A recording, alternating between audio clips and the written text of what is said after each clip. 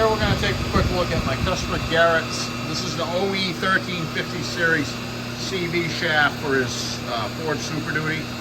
I believe it's the beginning, most of it is an 03. From what he described, he's built this out of a couple of different trucks. They put a late model chassis underneath the original truck and retained the 7.3, the good engine. And this is the OE front shaft that he was running. One of the U-joints had failed and was flopping, and all the needles had come out of it. But you know, one cap out of 12 in a front shaft like this, you know, after 21 years, you kind of expect something.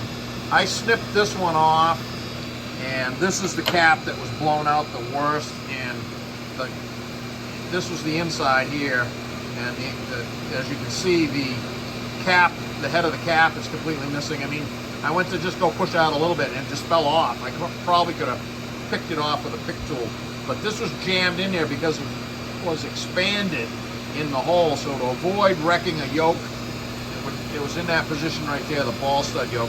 To avoid wrecking that yoke and beating on it, I mean, this thing was fetched up. I welded inside of it to shrink it, and then I was able to push it in without damaging that yoke that was otherwise fine. So that's why I say the no hammer zone. An extra minute to do that saves, you know, a bunch. So 3 new 1350 series snap tights, 2 in the CV head and 1 down there. Boot kit, ball kit. The ball was all there, but dry. The boot was missing, and the needles fell out, just went everywhere when I pulled it out. But it didn't hurt the trunnion, so that's a win. Nick of time again. Grease fitting in the slip yoke. You can see it whizzing around. That's cleaned out. Everything's sandblasted.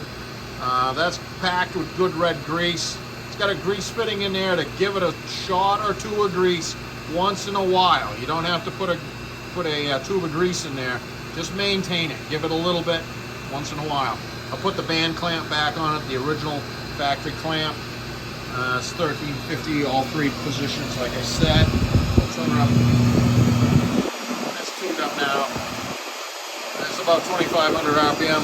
0 at the transfer case, nice and flat. 0 at the front axle. Nobody home. So next stop is the paint booth. We'll get this painted up and get it back to Garrett.